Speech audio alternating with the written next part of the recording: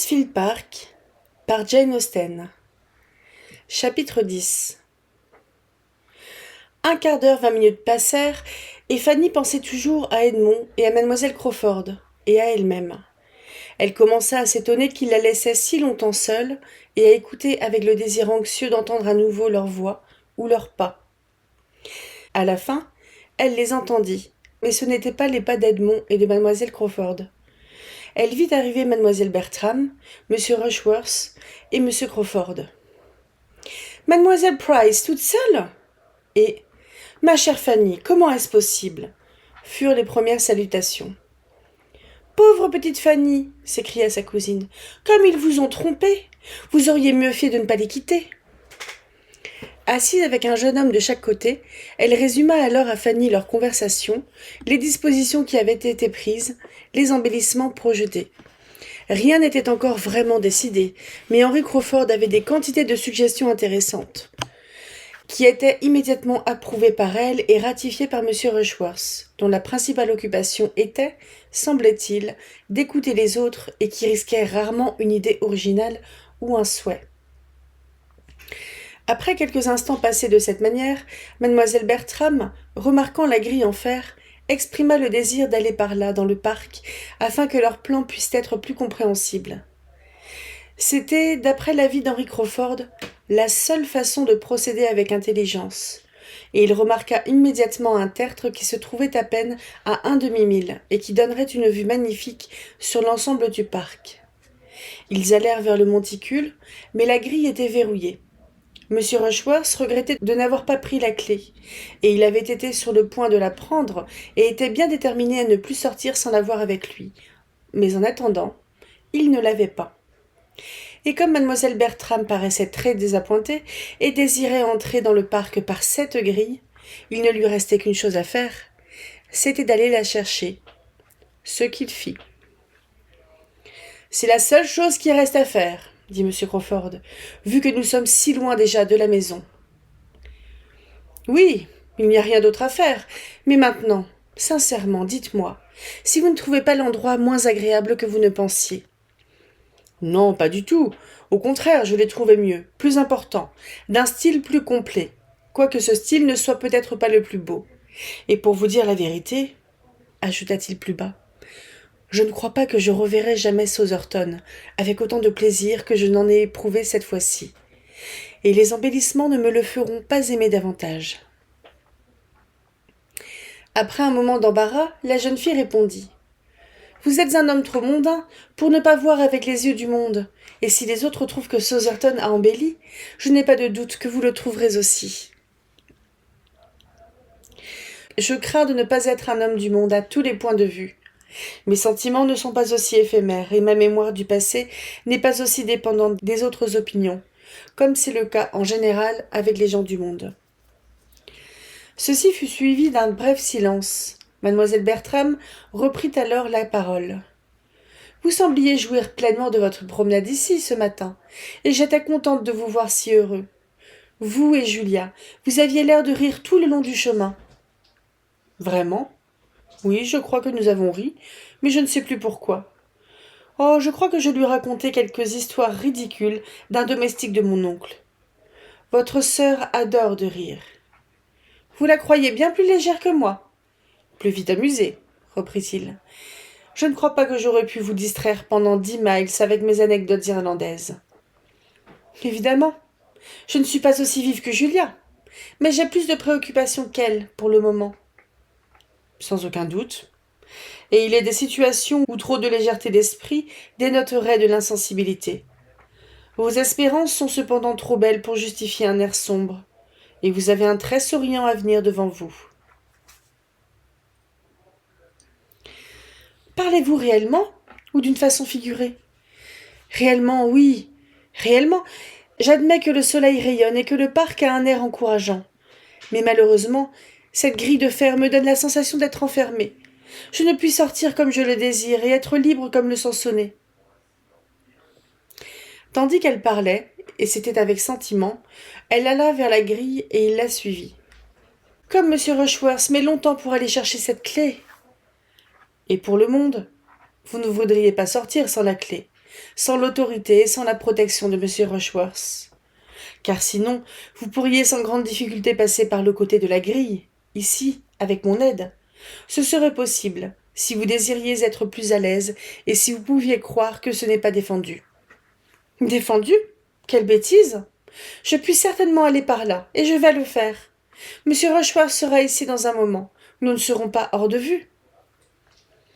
Et si nous sommes hors de vue, Mademoiselle Price sera assez bonne pour lui dire qu'il nous trouvera près de ce tertre, près du bosquet de chênes.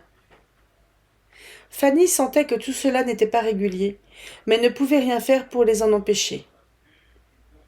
« Vous allez vous faire mal, mademoiselle Bertram, s'écria-t-elle.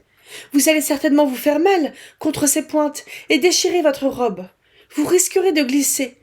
Vous feriez mieux de ne pas y aller. » Mais maintenant qu'elle prononçait ces paroles, sa cousine se trouvait déjà en sécurité, de l'autre côté de la grille, souriant avec bonne humeur de son exploit, et elle répondit. « Merci, ma chère Fanny, mais ma robe et moi-même, nous nous portons très bien. Aussi, au revoir. » Fanny rentra dans sa solitude, envahie par des sentiments désagréables, car elle était triste de ce qu'elle avait vu et entendu.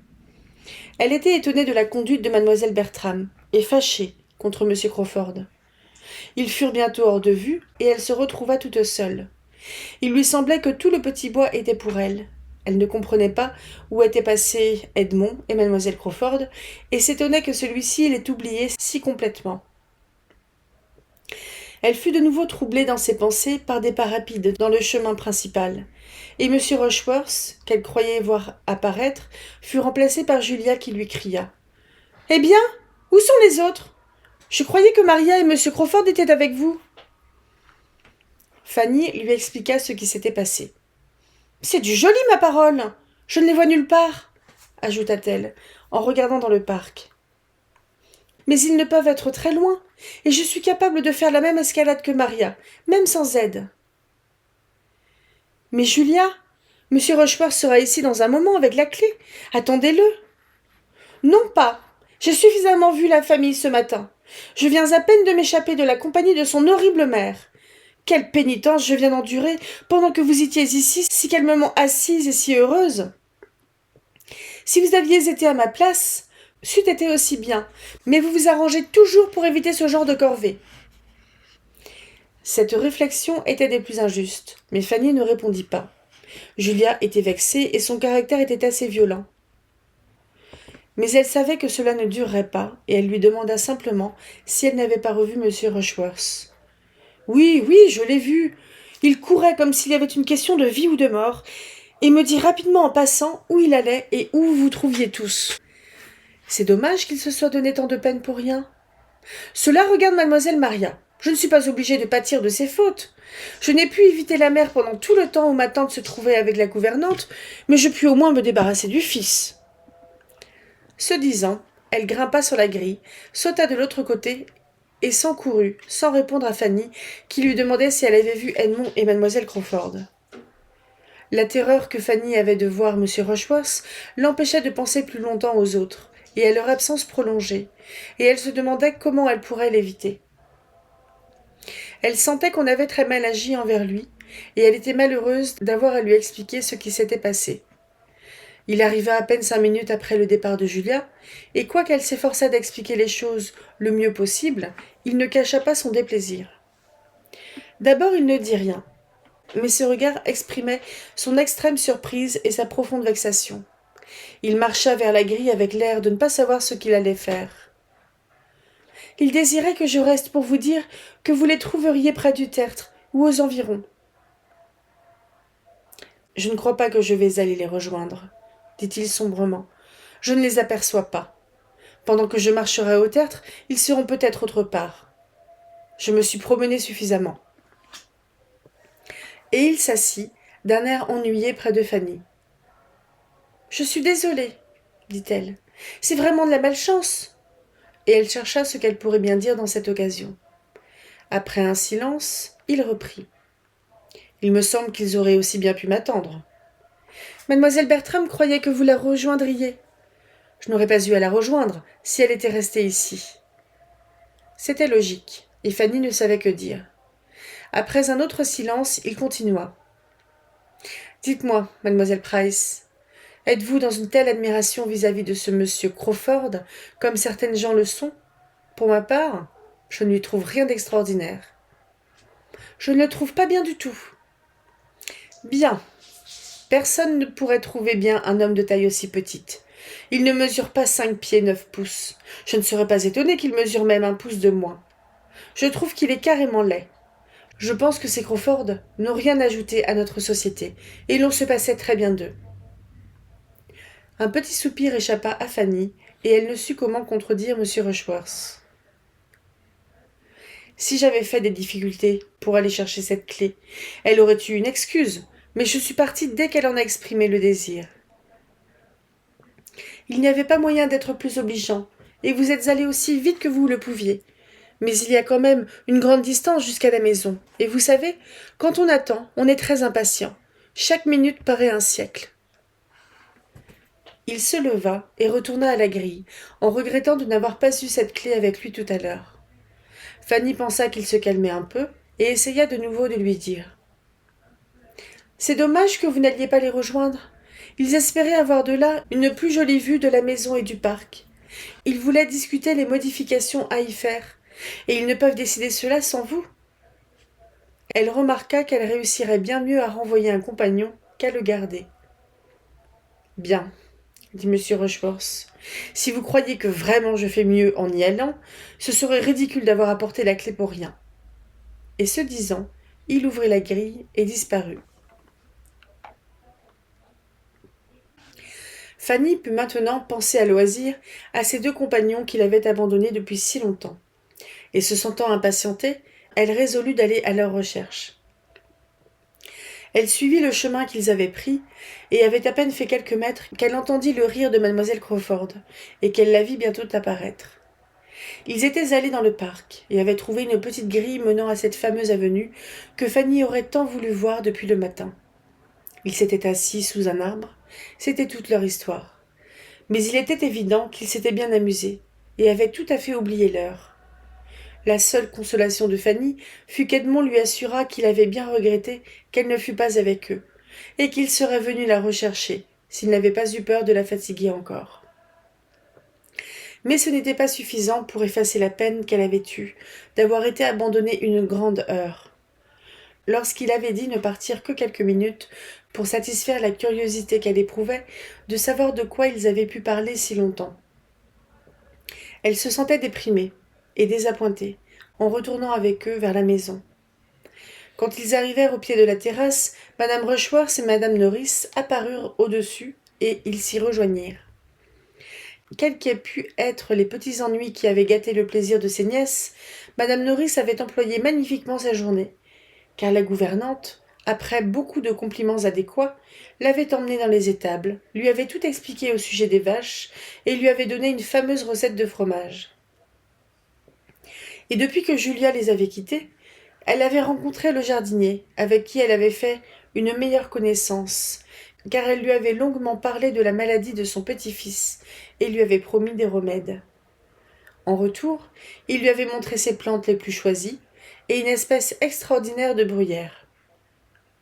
Ils rentrèrent à la maison tous ensemble, les uns pour se reposer sur les divans, les autres pour regarder les dernières revues parues, en attendant le retour des autres. Il était tard quand les demoiselles Bertram rentrèrent avec les 2 jeunes gens. Ils ne semblaient pas très satisfaits. Ils n'étaient probablement pas arrivés à un résultat bien concluant quant au but qu'ils s'étaient proposé. Ils avaient beaucoup couru l'un après l'autre, et quand ils s'étaient enfin retrouvés, il avait été difficile de rétablir une complète harmonie. Fanny constata, en regardant Julia et M. Rushworth, qu'elle n'était pas seule à avoir du souci. Au contraire, M. Crawford et mlle Bertram se montraient fort joyeux, et pendant le dîner, Fanny remarqua que ce dernier se donnait beaucoup de peine pour tâcher de remettre tout le monde de bonne humeur. Le dîner fut bientôt suivi de thé et de café, car la course de 10 miles qu'il faudrait faire pour retourner ne permettait pas une grande perte de temps. Dès qu'ils furent assis à table, 1000 riens furent échangés. La voiture finit par arriver. Madame Norris, ayant obtenu quelques œufs de faisan et un fromage à la crème, et fait des discours polis et abondants, se déclara prête à partir. À ce moment, M. Crawford, s'approchant de Julia, lui dit aimablement « J'espère que je ne vais pas perdre ma compagne de route, à moins qu'elle ne craigne l'air du soir à une place si exposée. » Quoique cette demande ne fût pas prévue, elle fut très bien reçue, et la journée de Julia sembla vouloir se terminer aussi bien qu'elle avait commencé. Mademoiselle Bertram avait escompté autre chose, et fut un peu désappointée.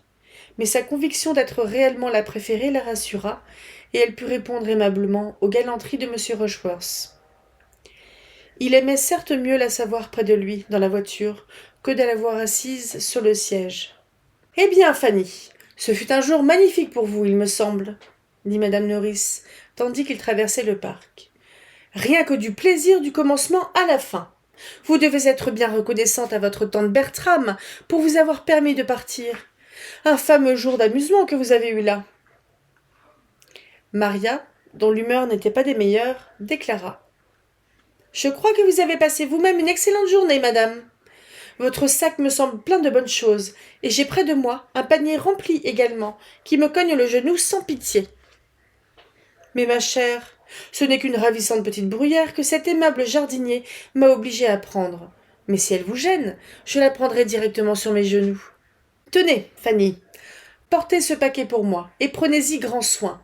Ne le laissez pas tomber, car c'est un fromage à la crème, comme celui si délicieux que nous avons eu au dîner. Rien ne pouvait faire plus de plaisir à cette bonne vieille madame Whittaker que le fait que j'accepte un de ces fromages.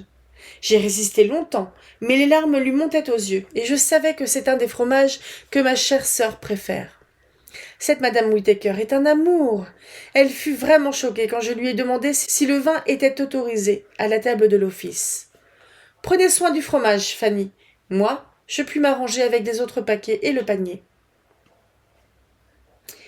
Qu'avez-vous encore soutiré d'autre ? Demanda Maria, à moitié satisfaite que Sotherton fût si apprécié. Soutiré ? Oh, ma chère, ce ne sont que 4 de ces merveilleux faisans que madame Whittaker m'a forcé à prendre. Elle n'admettait pas que je les refuse. Elle disait que ce serait un si grand plaisir pour moi, qui vis seule, d'avoir quelques petites créatures vivantes pour me tenir compagnie. Et vraiment, elle a raison. Je vais demander à la servante de les mettre sous la première coule qui couvra, et j'espère avoir au moins un couple. Il sera charmant pour moi, dans mes heures solitaires, de les regarder. Et si je réussis bien, votre mère en aura quelques-uns.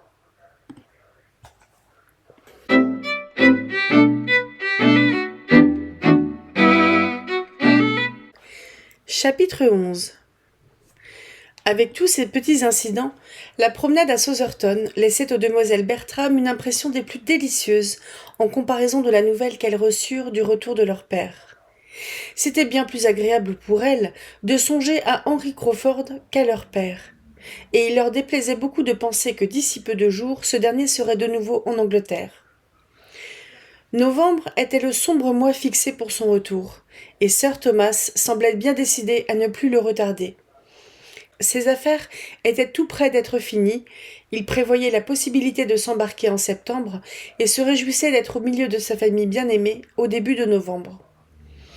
Maria était plus à plaindre que Julia, car pour elle, le retour de son père signifiait l'approche de son mariage avec celui dont l'amitié d'aujourd'hui allait devenir de l'amour, et dont allait dépendre tout son bonheur.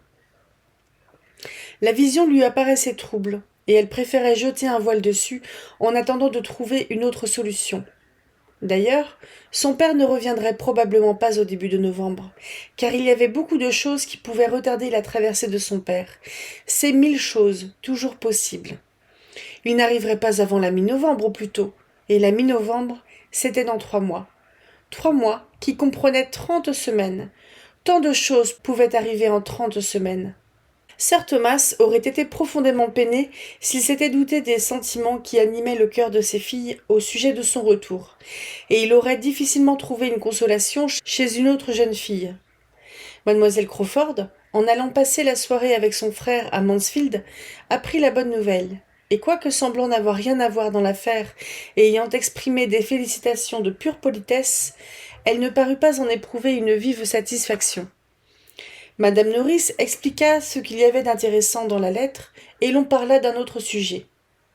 Mais après le thé, Comme mademoiselle Crawford se trouvait avec Edmond et Fanny près de la fenêtre à regarder le coucher du soleil, tandis que mademoiselle Bertram, monsieur Rushworth et Henry Crawford s'occupaient des bougies du piano, elle reparla du retour de sir Thomas en disant « Comme monsieur Rushworth semble heureux, il pense au mois de novembre. » Edmond se retourna et regarda ce dernier sans rien dire.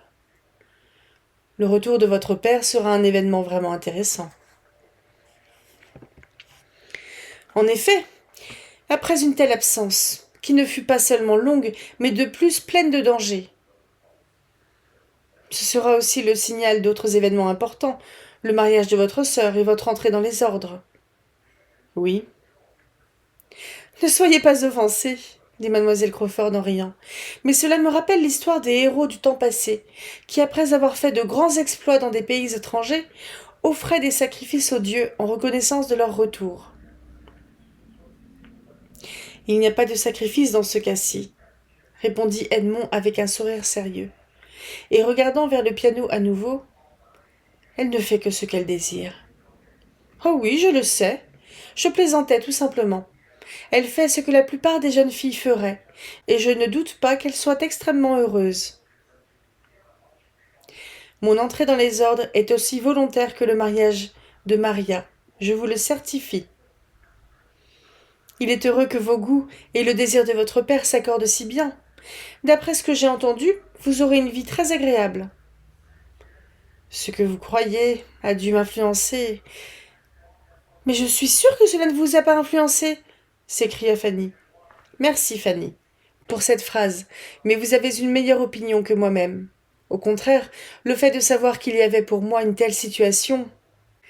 Il n'y avait aucune aversion naturelle à surmonter, et je ne vois pas de raison pour qu'un homme fasse un ecclésiastique plus mauvais, parce qu'il sait qu'il aura un revenu au début de sa vie. J'étais en main sûre. J'espère ne pas avoir été influencée moi-même dans une mauvaise voie, et je suis certaine que mon père était trop consciencieux pour l'avoir permis. Je ne doute pas que j'étais influencée, mais je pense que c'était irréprochable.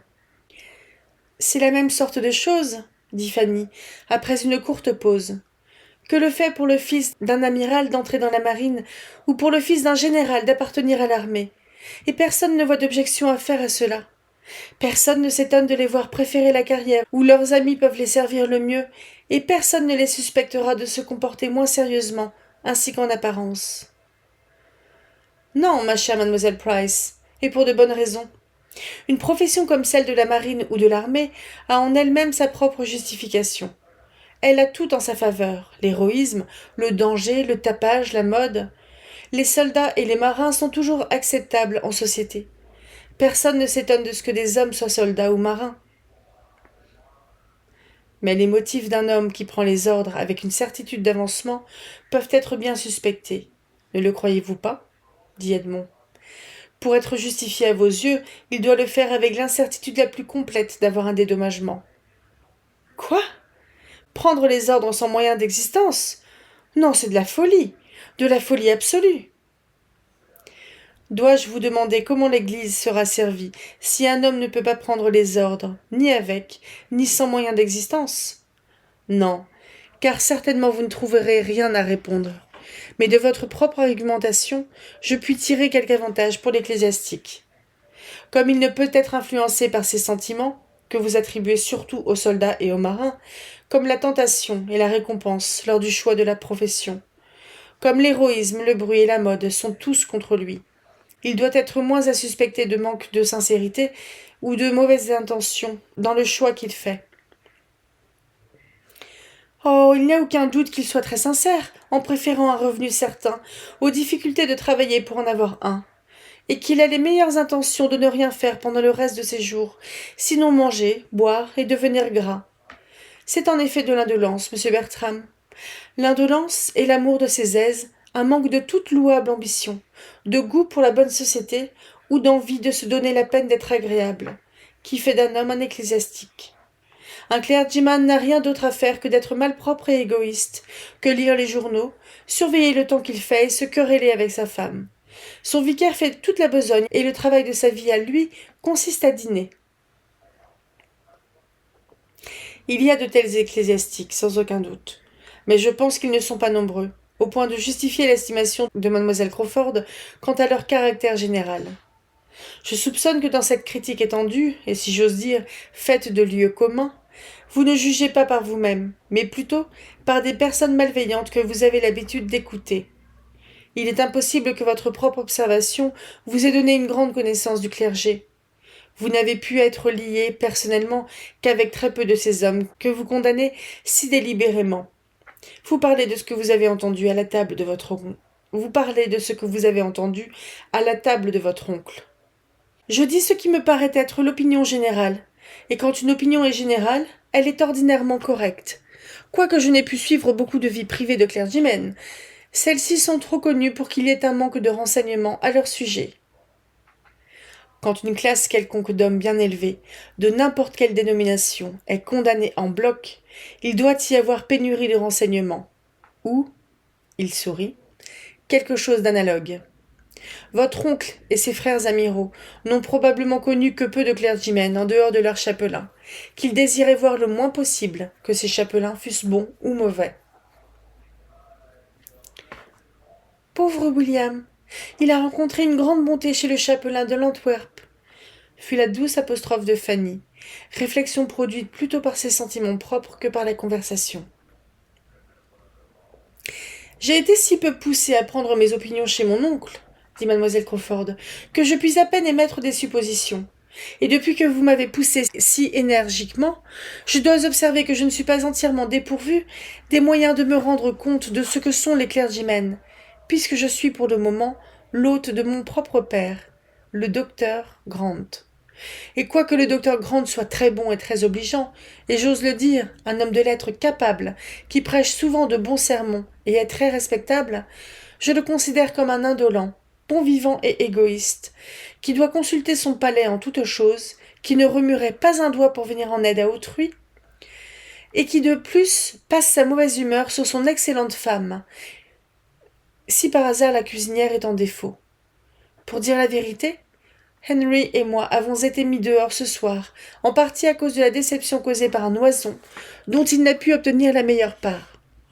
Ma pauvre sœur a été forcée de rester là et de le supporter. Je ne m'étonne pas de votre désapprobation, croyez-moi. C'est un grand défaut de caractère, aggravé par une déplorable habitude d'indulgence pour soi-même. Et avec les sentiments que vous avez, il doit être excessivement pénible pour vous de voir votre sœur en souffrir. Fanny, il n'y a rien à faire. Nous ne pouvons pas même essayer de défendre le docteur Grant. Non, répondit Fanny, mais nous ne devons pas pour cela jeter sa profession par-dessus bord, car, quelle que soit la profession choisie par le docteur Grant, il n'aurait pu y apporter un bon caractère. Et comme de toute façon, il aurait eu dans l'armée ou dans la marine beaucoup plus de gens sous son commandement qu'il n'en a maintenant, il y aurait eu beaucoup plus de malheureux à cause de lui, s'il avait été marin au lieu d'être clergyman. En outre, je dois bien supposer que quelque changement que l'on puisse souhaiter pour le docteur Grant, il y aurait eu plus de risques de le voir devenir encore plus mauvais dans une profession plus active et plus courante, dans laquelle il pouvait échapper à cette connaissance de soi-même, cette fréquence, tout au moins cette atmosphère à laquelle il lui est impossible d'échapper, tel qu'il est maintenant. Un homme sensible comme le docteur Grant ne peut avoir l'habitude d'enseigner chaque semaine aux autres leurs devoirs, ne peut aller à l'église 2 fois chaque dimanche et prêcher de très bons sermons, et aussi excellemment qu'il le fait, sans devenir meilleur lui-même. Cela doit le porter à la réflexion, et je ne doute pas qu'il ne fasse plus souvent des efforts pour se modérer qu'il ne le ferait s'il était autre qu'un clergyman. Nous ne pouvons pas prouver le contraire, cela est certain. Mais je vous souhaite un meilleur sort, mademoiselle Price, que d'être la femme d'un homme dont l'amabilité dépend de ses propres sermons. Car quoi qu'il puisse se prêcher à lui-même de la bonne humeur chaque dimanche, cela peut tourner mal, au point de se fâcher du lundi matin au samedi soir, à propos d'oisons. Je pense que l'homme qui pourrait se quereller souvent avec Fanny, dit affectueusement Edmond, doit être en dehors de l'influence de n'importe quel sermon. Fanny se tourna un peu plus vers l'intérieur de la fenêtre, et mademoiselle Crawford n'eut que le temps de dire, d'une manière plaisante, J'imagine que mademoiselle Price est plus habituée à mériter des éloges qu'à en entendre. » Étant ensuite invitée sérieusement par mademoiselle Bertram à se joindre à un chant d'ensemble, elle se porta avec agilité vers l'instrument, laissant Edmond la contempler avec admiration, avec extase devant toutes ses vertus, depuis ses manières affables jusqu'à sa démarche légère et gracieuse. « Là, il y a de la bonne humeur, j'en suis certain, dit-il. Là, il y a un caractère qui ne causera jamais de chagrin. Comme elle marche bien, et comme elle accepte facilement le point de vue des autres. Elle va à eux au moment précis où ils la demandent.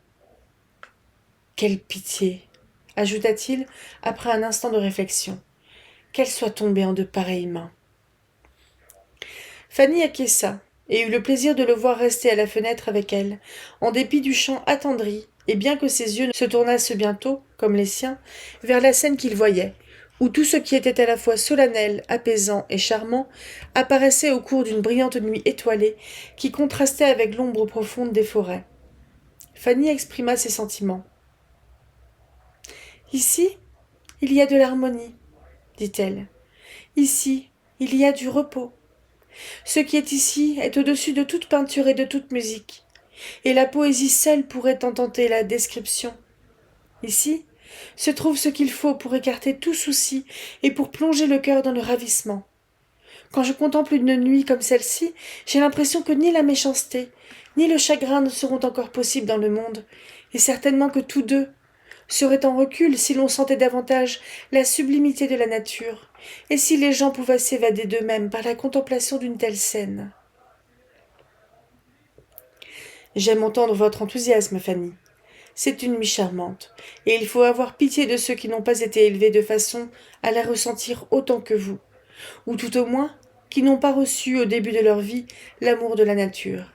Ils y perdent beaucoup. Vous m'avez appris à penser et à sentir à ce sujet, cousin. J'ai eu un élève très bien doué. Voilà Archirus qui brille magnifiquement. Oui, et la grande ours. Je voudrais voir Cassiopée. Nous devons sortir et aller sur la pelouse pour cela. Serez-vous effrayé ? Pas le moins du monde. Il y a tout un temps que nous n'avons plus regardé les étoiles. Oui. Je ne sais pas comment cela est arrivé. Le chant commença. Nous resterons jusqu'à la fin, Fanny, dit-il, tournant le dos à la fenêtre.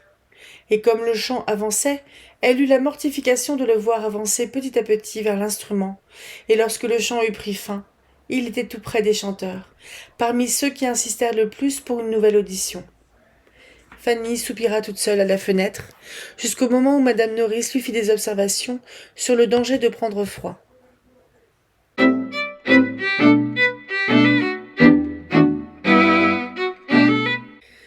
Chapitre 12. Sir Thomas devait donc revenir en novembre, et son fils aîné avait des obligations qui le rappelaient chez lui, encore plus tôt. L'approche de septembre apporta des nouvelles de M. Bertram, d'abord dans une lettre au garde-chasse, et ensuite dans une lettre à Edmond. Et à la fin du mois d'août, il arriva lui-même, et il fut gai, agréable et serviable à chaque occasion, ou lorsque mademoiselle Crawford le demandait, pour lui parler des courses et de Weymouth, et des parties de plaisir et des amis, ce qu'elle aurait pu écouter 6 semaines plus tôt avec quelque intérêt, et aussi pour lui donner l'absolue conviction, par le pouvoir des comparaisons du moment, qu'elle préférait son frère cadet. C'était très vexant, et elle en était très contrariée, mais cela était. Et bien loin d'avoir maintenant l'idée d'épouser l'aîné, elle ne sentait même pas le besoin de l'attirer, du moins pas au-delà des plus modestes prétentions demandées par une beauté consciente. Son absence prolongée de Mansfield, sans autre but que le plaisir et sa propre volonté de demander conseil, démontrait bien qu'il ne se souciait pas du tout d'elle, et son indifférence était plus qu'égalée par la sienne, de sorte que s'il était maintenant en mesure de passer devant le propriétaire de Mansfield Park, Sir Thomas, ce qu'il devait être par la suite, elle ne croyait pas qu'elle pourrait l'accepter. La saison et les devoirs qui avaient ramené M. Bertram à Mansfield emmenèrent M. Crawford dans le Norfolk. Everingham n'aurait pu se passer de lui au commencement de septembre. Il partit pour une quinzaine de jours d'une telle médiocrité pour les demoiselles Bertram que cela devait les mettre en garde, et faire même admettre par Julia, dans sa jalousie envers sa sœur, la nécessité absolue de se défier de ses attentions, et le souhait de ne pas le voir revenir. Et une quinzaine de loisirs suffisants, dans les intervalles de tir et de sommeil, pour convaincre le gentleman qu'il ferait mieux de rester parti plus longtemps, s'il était plus habitué à examiner ses propres motifs et à réfléchir aux conséquences de la satisfaction de son inutile vanité. Mais, étourdi et égoïste, par suite de sa prospérité et des mauvais exemples, il ne voyait pas plus loin que le moment présent. Les sœurs, jolies, intelligentes et encourageantes, étaient un amusement pour son esprit rassasié.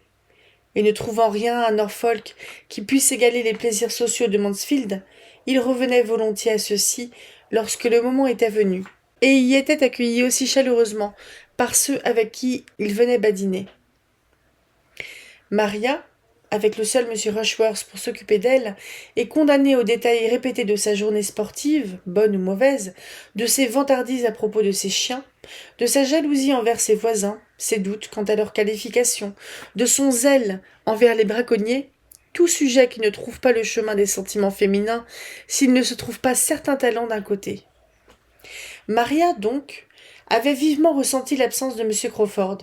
Quant à Julia, qui n'était ni fiancée ni engagée, elle ressentit cette absence encore plus fort. Chacune des deux sœurs croyait être la favorite.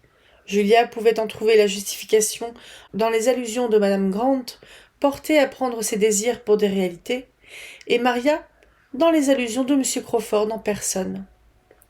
Toute chose évolua de la même façon qu'avant son absence. Ses manières étant vis-à-vis de chacun si vives et si agréables qu'il ne perdait de terrain avec personne, et qu'il savait doser exactement la consistance, la fermeté, la sollicitude et la chaleur de manière à provoquer l'attention générale. Fanny était, parmi les personnes réunies, la seule qui trouvait quelque chose à détester.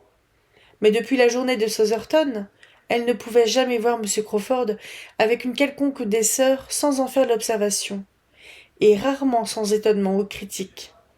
Et si sa confiance dans son propre jugement avait été égale à l'usage qu'elle en faisait à tous autres points de vue, si elle avait eu la certitude de voir les choses clairement et de les juger sainement, elle aurait probablement fait des communications importantes à son confident usuel. Quoi qu'il en soit, elle ne risqua qu'une allusion, et cette allusion fut perdue. « Je suis plutôt surprise, dit-elle, que M. Crawford puisse être revenu si vite, après être resté auparavant si longtemps ici, 7 semaines entières, car j'ai cru comprendre qu'il est tellement amateur des changements et des déplacements qu'une fois parti, il arriverait quelque chose qui le pousserait à aller autre part. Il est accoutumé à des endroits beaucoup plus gais que Mansfield. » « Cela est en sa faveur, » fut la réponse d'Edmond, « et je puis affirmer que cela fait plaisir à sa sœur. Elle n'aime pas les habitudes irrégulières. »« Comme il est en faveur auprès de mes cousines ?»« Oui. Ses manières auprès des femmes sont de nature à plaire. Je crois que Madame Grant le soupçonne d'avoir une préférence pour Julia. Je n'ai pas remarqué grand-chose à ce sujet, mais je souhaite qu'il en puisse être ainsi. Il n'a guère de défaut qu'un attachement sérieux ne puisse corriger. »« Si mademoiselle Bertram n'était pas fiancée, dit Fanny avec circonspection, je pourrais parfois penser qu'il l'admire plus que Julia. » Ce qui peut-être signifie qu'il a pour Julia plus de préférence que vous ne pouvez le constater, Fanny. Car je crois qu'il arrive souvent qu'un homme, avant d'avoir précisé définitivement son propre état d'esprit, remarquera la sœur ou l'amie intime de la femme à laquelle il pense réellement, plutôt que cette femme elle-même. Crawford a trop de bon sens pour séjourner ici, s'il estime se trouver en danger du fait de Maria. Et je n'ai aucune crainte pour elle, depuis qu'elle a prouvé que ses sentiments ne sont pas très forts. Fanny supposa qu'elle devait s'être trompée, et se promit de penser différemment à l'avenir. Mais avec tout ce que pouvait faire sa soumission envers Edmond, et avec l'aide de tous les regards, qui étaient concordants, et des allusions qu'elle remarquait incidemment chez certains autres, et qui semblaient dire que M. Crawford avait choisi Julia, elle ne savait parfois que penser. Elle participa un soir aux espoirs de sa tante Nourrice à ce sujet, ainsi qu'à ses sentiments et aux sentiments de madame Rushworth, qui avait la même tendance, et elle ne put s'empêcher d'être étonnée de ce qu'elle entendait. Et elle aurait été enchantée de n'être pas obligée d'écouter, car cela se passait pendant que tous les autres jeunes gens dansaient, tandis qu'elle était assise, contre son gré, parmi les chaperons, autour du foyer, en soupirant pour la rentrée de son cousin plus âgé, sur lequel reposaient tous ses espoirs d'avoir un cavalier. C'était le premier bal de Fanny, mais sans les préparatifs et la magnificence de la plupart des premiers bals des jeunes dames. Il n'en avait été question que l'après-midi même, et seuls étaient acquis l'installation d'un violoniste dans le hall des serviteurs et la possibilité d'organiser 5 couples, avec l'aide de madame Grant et d'un ami intime de M. Bertram qui venait d'arriver en visite. Cela avait toutefois fait le bonheur de Fanny pour 4 danses, et elle était tout à fait désolée de perdre même un quart d'heure. Pendant qu'elle attendait et qu'elle faisait des vœux, regardant tantôt les danseurs, tantôt la porte, elle entendit, malgré elle, le dialogue des 2 dames mentionné ci-dessus. « Je pense, madame, dit madame Nourrice, les yeux dirigés vers M. Rushworth et Maria qui formaient un couple pour la seconde fois, que nous allons de nouveau voir des visages heureux. »« Oui, madame, en effet, répondit l'autre avec un sourire magnifique. L'on peut être satisfait en les regardant maintenant, et je pense que c'était réellement dommage de les voir obligés de se séparer. Des jeunes gens dans leur situation doivent être excusés s'ils s'accommodent des formes habituelles. Je m'étonne que mon fils ne l'ait pas proposé. Je suis sûre qu'il l'a fait, madame. Monsieur Rushworth n'est jamais négligent. Mais cette chère Maria a une notion si exacte des convenances, tant de cette vraie délicatesse que l'on rencontre si rarement aujourd'hui, madame Rushworth, et ce désir de ne pas se faire remarquer. Chère madame, observez seulement son visage en ce moment. Vous verrez combien il est différent de ce qu'il était pendant les 2 danses précédentes. Mademoiselle Bertram paraissait heureuse, en effet. Ses yeux étaient brillants de joie et elle parlait avec beaucoup d'animation, car Julia et son cavalier, M. Crawford, étaient tout près d'elle. Ils formaient tous un groupe. Quelle était son apparence avant ceci ? Fanny ne pouvait se le rappeler, car elle avait elle-même dansé avec Edmond et ne pensait pas du tout à cela. « Il est réellement délicieux, madame, de voir des jeunes gens si effectivement heureux, si bien habillés, et ainsi de suite. Je ne puis que penser que ce cher Sir Thomas sera charmé. Et que tiriez-vous, madame, d'une autre union ? Monsieur Rushworth a donné le bon exemple, et de telles choses sont très contagieuses. » Madame Rushworth, qui ne voyait rien d'autre que son fils, ne put deviner. « Le couple au-delà, madame, ne voyez-vous pas certains symptômes ? » ?»« Oh, ma chère, mademoiselle Julia et monsieur Crawford ? Oui, en effet, un couple joliment assorti. Quelle est sa situation ? 4 000 par an. Très bien. Ceux qui n'ont pas plus doivent se contenter de ce qu'ils ont. 4 000 par an forment un joli revenu, et il paraît être un jeune homme ferme et bien élevé, de sorte que j'espère que mademoiselle Julia sera très heureuse. Ce n'est pas une chose tout à fait réglée, madame. Nous en parlons simplement entre amis, mais je ne doute guère que cela se fera. Il redouble constamment ses attentions particulières. Fanny ne put écouter plus loin. Elle fut interrompue pour un moment, car M. Bertram était de nouveau dans la pièce, et quoiqu'elle sentît que ce serait un honneur considérable de se voir demander par lui, elle pensa que cela devait arriver. Il s'approcha de leur petit cercle, mais au lieu de lui demander une danse, il attira une chaise tout près d'elle et lui donna un compte-rendu de l'état présent d'un cheval malade et l'opinion du groom, qu'il venait justement de quitter. Fanny trouvait que cela ne devait pas être ainsi, mais sa modestie naturelle lui fit sentir immédiatement qu'elle n'avait pas été raisonnable, en attendant autre chose que cela. Lorsqu'il eut fini de parler de son cheval, il prit un journal sur la table, et tout en y jetant un coup d'œil, il dit sur un ton languissant. « Si vous voulez danser, Fanny, je suis à votre disposition. » Mais avec plus de courtoisie encore, l'offre fut déclinée. Elle ne désirait pas danser. « J'en suis heureux, dit-il, d'un ton plus vif, en reposant le journal sur la table, car je suis mortellement fatigué. Je me demande bien comment toutes ces bonnes gens peuvent résister aussi longtemps. Ils doivent être tous amoureux pour s'amuser à de telles folies, et ils le sont en effet, je suppose. Si vous les observez, vous pourrez remarquer qu'il y a plusieurs couples d'amoureux. Tous, sauf Yates et Madame Grant. Et entre nous, la pauvre femme aurait besoin d'un amoureux autant et plus que tout autre. Son existence avec le docteur doit être désespérément morne. Sa figure avait une expression sournoise pendant qu'il parlait, vers la chaise du docteur. Mais celle-ci se trouvant subitement tout contre lui, il fallut instantanément changer d'expression et de sujet de conversation, et Fanny, malgré tout, eut de la peine à retenir son rire. Une étrange affaire, ceci, en Amérique, docteur Grant. Quelle est votre opinion? Je viens toujours à vous pour me faire une opinion sur les affaires publiques. Mon cher Tom, s'écria tout de suite après sa tante, comme vous ne dansez pas, je suppose que vous n'avez pas d'objection à vous joindre à nous pour une partie de cartes, n'est-ce pas?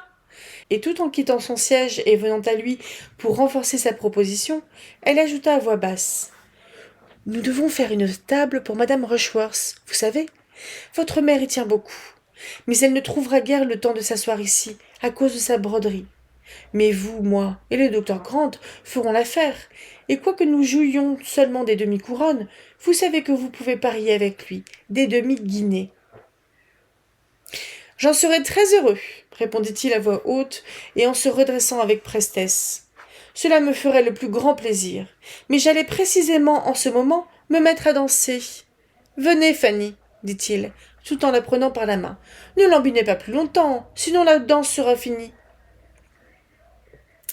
Fanny se laissa enlever très volontiers, quoiqu'il lui fût impossible de ressentir beaucoup de gratitude envers son cousin, ou de faire une distinction, comme il le faisait certainement, entre l'égoïsme d'une autre personne et le sien propre. « Et voilà, sur ma parole, une demande de peu d'importance !» s'exclama-t-il lorsqu'ils s'éloignèrent. « Me river à une table de jeu pour les 2 prochaines heures, avec elle-même et le docteur Grant, qui se disputent constamment, et cette vieille femme qui brouille tout et qui ne se connaît pas plus en whist qu'en algèbre. Je souhaiterais voir ma bonne tante un peu moins occupée. Et me demander cela de cette manière, sans aucune cérémonie, devant tout le monde, de façon à ce qu'il me soit impossible de refuser. Voilà quelque chose que je déteste particulièrement. Ce qui m'ennuie plus que tout, c'est cette prétention de vous faire une demande ou de vous donner à choisir et en même temps de le faire d'une façon qui vous oblige à accomplir cette même chose, quelle qu'elle puisse être. Si je n'avais pas eu la bonne idée de venir avec vous, je ne m'en serais pas tiré. C'est tout de même trop fort.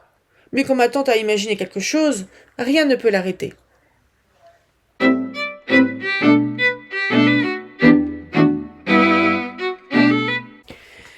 Chapitre 13.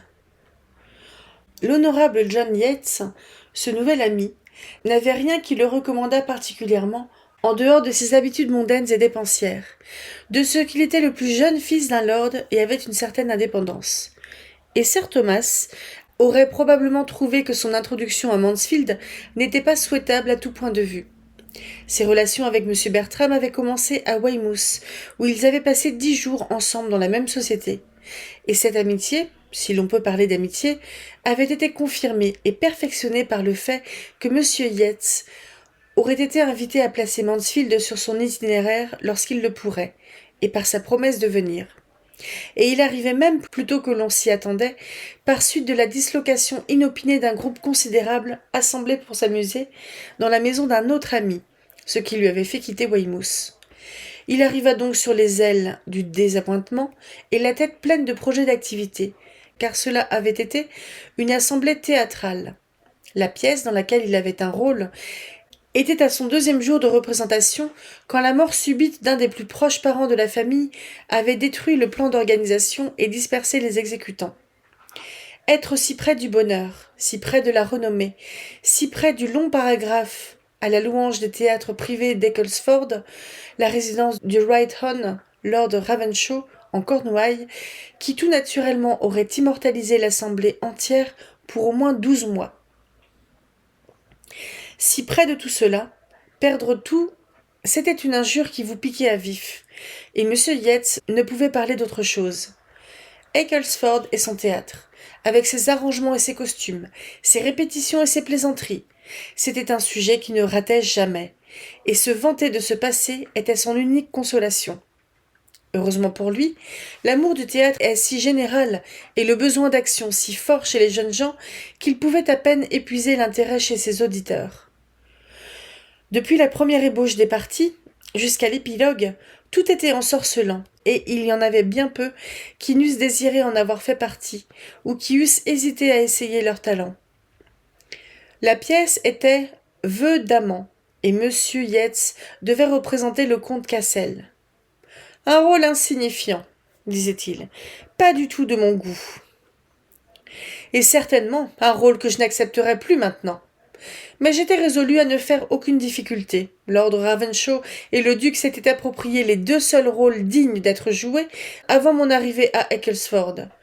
Et quoique Lord Ravenshaw m'ait offert de céder le sien, il m'était impossible d'accepter, comme vous pouvez le penser. J'ai regretté pour lui qu'il ait si mal jugé ses moyens, car il n'était pas de force pour le baron. Un petit homme avec une voix faible et toujours rauque après les premières 10 minutes. Cela a fait beaucoup de tort matériel à la pièce, mais j'étais décidé à ne faire aucune difficulté. Sir Henry estimait que le duc n'était pas de taille à représenter Frédéric. Mais cela, c'était parce que Sir Henry voulait le rôle pour lui-même, de sorte qu'il était ainsi dans les meilleures mains des 2. J'ai été surpris de voir Sir Henry si raide. Heureusement que la figure de la pièce ne dépendait pas de lui. Notre Agathe était incomparable, et le duc a été trouvé très grand par beaucoup de gens. Et dans l'ensemble, cela aurait certes marché d'une façon merveilleuse. C'était un cas désagréable, ma parole, et je pense que vous avez eu une malchance réelle. Telles étaient les réponses bienveillantes des auditeurs sympathisants. Ce n'est pas la peine de s'en plaindre, mais réellement, la pauvre vieille douairière ne pouvait choisir un plus mauvais moment pour mourir.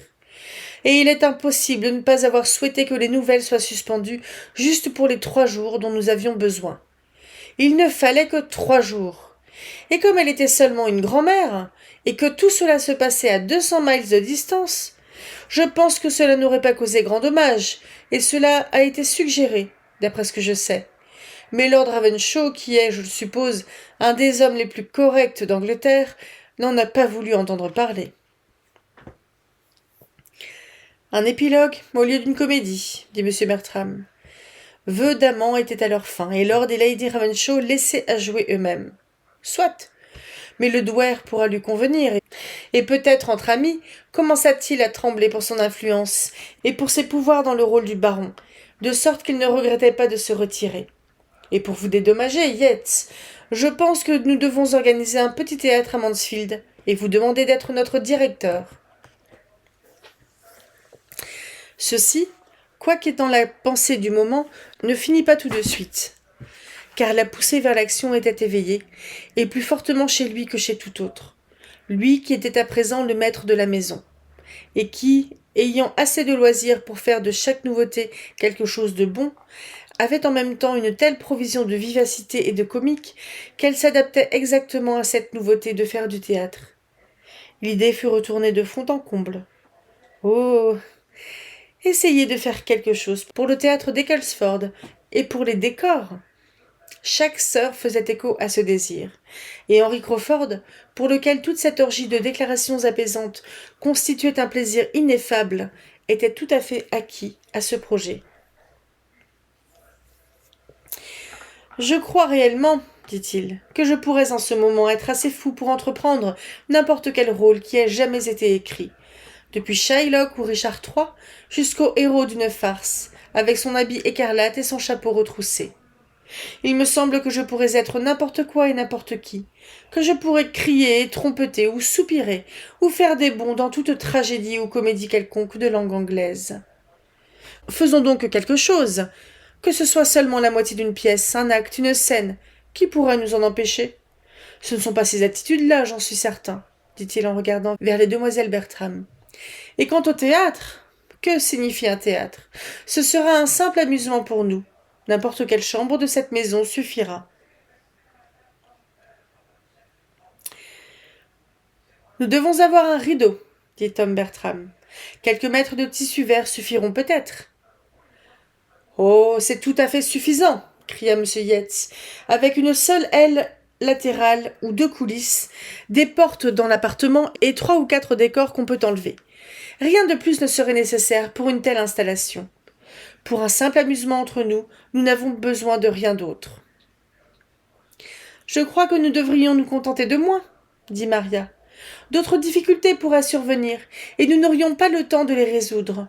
Nous devons plutôt adopter les idées de M. Crawford et avoir pour objet l'exécution plutôt que le théâtre. Une grande partie de nos meilleures pièces sont indépendantes de toute mise en scène. Non, dit Edmond, qui commençait à écouter avec inquiétude. Si nous devons agir, que ce soit dans un théâtre complètement installé, avec parterre, loge et galerie. Jouons une pièce entière depuis le commencement jusqu'à la fin. Que ce soit une pièce allemande, n'importe quoi, avec de bons trucs, des changements, une danse figurée, une cornemuse et un chant entre les actes. Si nous ne surpassons pas Ecclesford, nous ne faisons rien. Allons, Edmond, ne soyez pas désagréable, dit Julia. Personne n'aime une pièce de théâtre autant que vous, et personne n'a été aussi loin pour en voir une. C'est vrai. Pour voir un jeu réaliste, une façon de jouer bien trempée et réaliste. Mais je ne me donnerai pas la peine de marcher de cette chambre jusqu'à la chambre voisine pour regarder le travail rudimentaire de ceux qui ne sont pas doués pour ce métier. Une série de messieurs et de dames qui ont à lutter contre tous les désavantages de l'éducation. Après une courte pause, cependant, la conversation continua et le sujet fut discuté avec une vivacité persistante.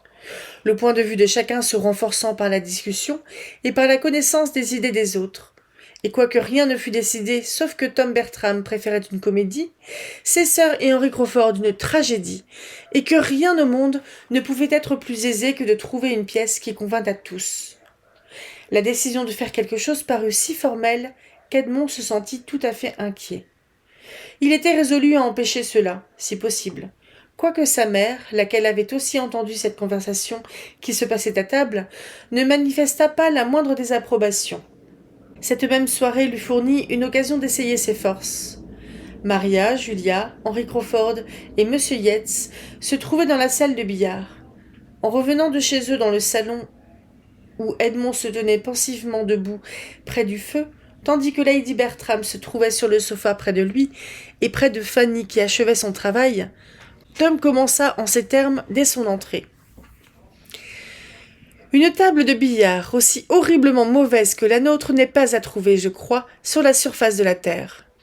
Je ne peux le supporter plus longtemps, et je pense pouvoir dire que rien ne pourra m'y attirer à l'avenir.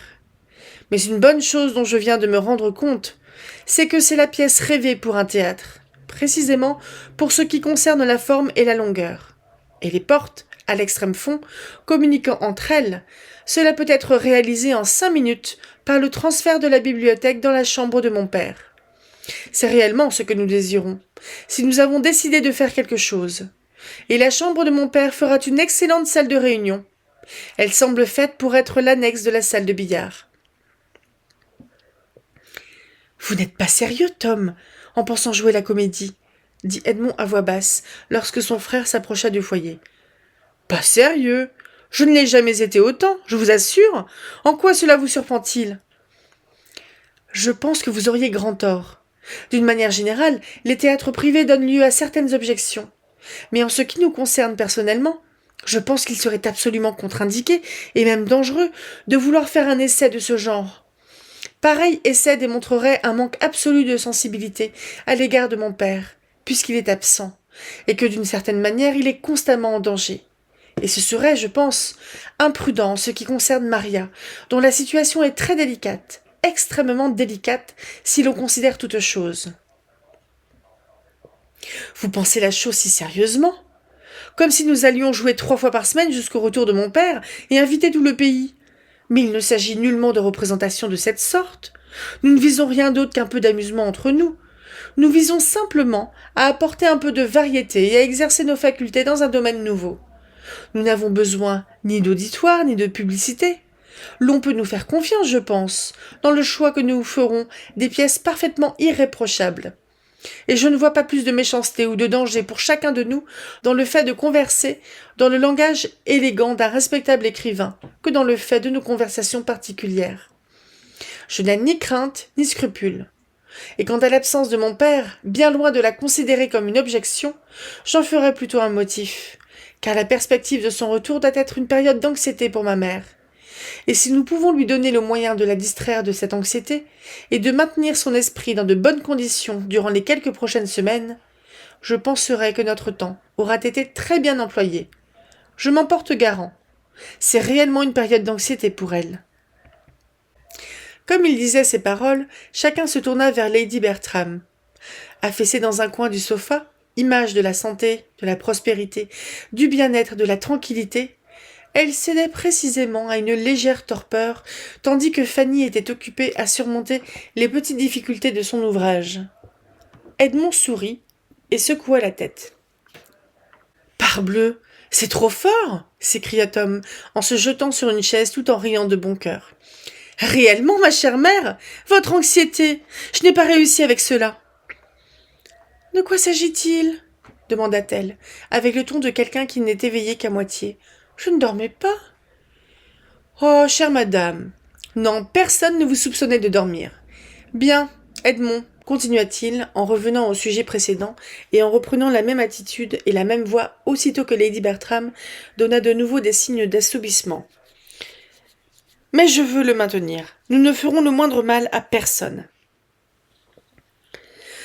Je ne puis être d'accord avec vous. Je suis convaincu que mon père désapprouverait formellement le projet. »« Et moi, je suis convaincu du contraire. Personne plus que mon père n'est partisan d'exercer le talent des jeunes gens et de le perfectionner. Je pense qu'il a toujours eu un goût prononcé pour la comédie, la déclamation, la récitation. Je suis certain qu'il l'encourageait chez nous quand nous étions enfants. Combien de fois avons-nous pleuré sur le corps inanimé de Jules César et récité « Être ou ne pas être » dans cette même pièce, pour son amusement. Et je suis sûre que mon nom fut Dorval, chaque soir, une fois pendant toutes les vacances de Noël. C'était une chose très différente. Vous devez voir la différence vous-même. Mon père souhaitait que, comme écoliers, nous parlions bien, mais il n'eût jamais voulu voir ses filles adultes jouer des pièces de théâtre.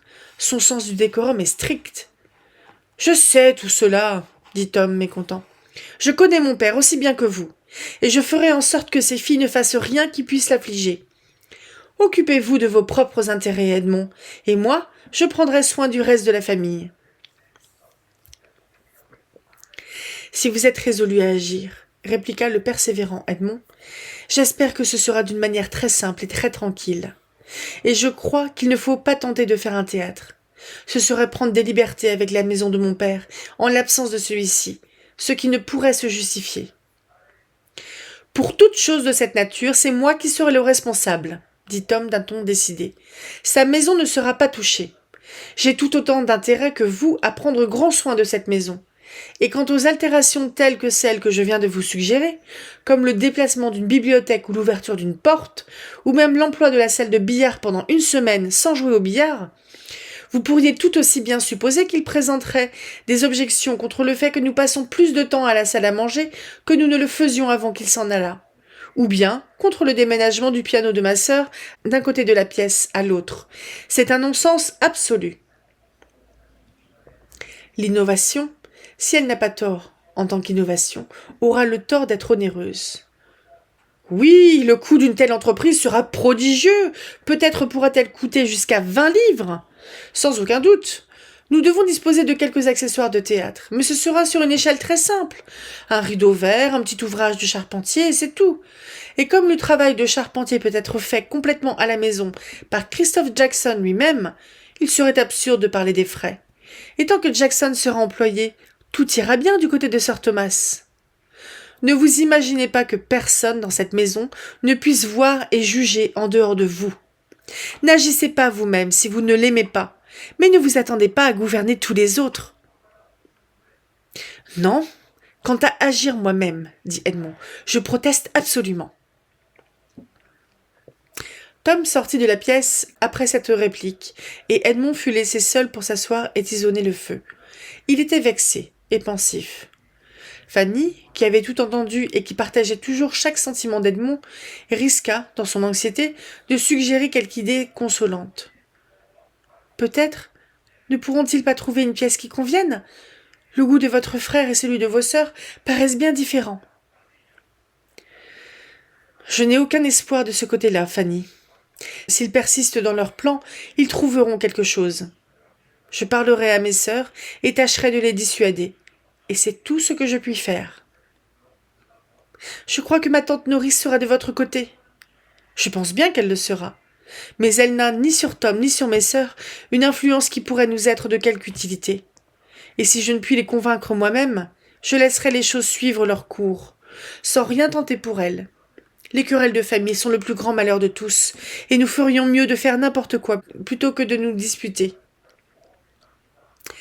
Ses sœurs, auxquelles il eut l'occasion de parler le lendemain matin, furent tout aussi impatientées par ses avis, tout aussi inflexibles à ses arguments, tout aussi déterminées que Tom.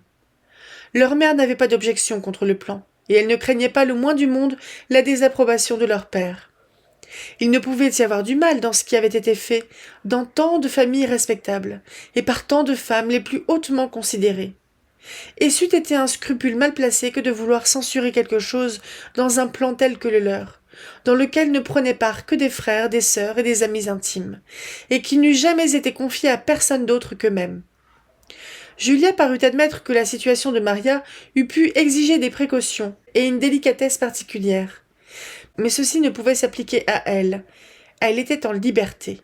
Car Maria considérait visiblement que ses fiançailles ne pouvaient que l'élever beaucoup plus haut, au-dessus de toute contrainte, et lui laisser moins d'occasion qu'à Julia de consulter son père ou sa mère. Edmond n'espérait pas beaucoup, mais il avançait toujours ses arguments, lorsque Henry Crawford entra, venant du presbytère, et cria « Plus besoin d'être dans votre théâtre, mademoiselle Bertram, plus besoin d'acteurs pour rôle mondain. Ma sœur désire se rendre utile et espère être admise dans la compagnie. Elle sera heureuse de prendre un rôle de vieille duègne ou de pâle confidente, que vous pourriez ne pas aimer assumer vous-même. » Maria jeta un regard à Edmond, regard qui signifiait « Qu'en dites-vous maintenant ? Pouvons-nous avoir tort si Marie Crawford a les mêmes sentiments ?» Et Edmond, réduit au silence, fut obligé de reconnaître que le charme du jeu pourrait bien apporter une fascination à l'esprit d'un génie, et avec l'ingéniosité de l'amour, insister plus sur le caractère obligeant, accommodant du message que sur autre chose. Le plan avançait, l'opposition fut vaine, et quant à madame Nourrice, Tom s'était trompé en supposant qu'elle en serait. Elle n'éleva aucune difficulté qui ne fût vaincue en 5 minutes par son neveu et sa nièce aînée, qui étaient tout-puissants avec elle. Et comme l'arrangement devait occasionner très peu de dépenses pour tout le monde, et nulle dépense pour elle, comme elle prévoyait dans le projet tout le plaisir résultant de la hâte, du tumulte et de l'importance de la chose, et en faisait dériver l'avantage immédiat de se voir obligée de quitter sa propre maison, où elle avait vécu 1 mois à ses frais, et de prendre domicile chez eux de façon à ce que toute heure passée pût leur être utile, elle fut, en fait, extrêmement charmée par le projet.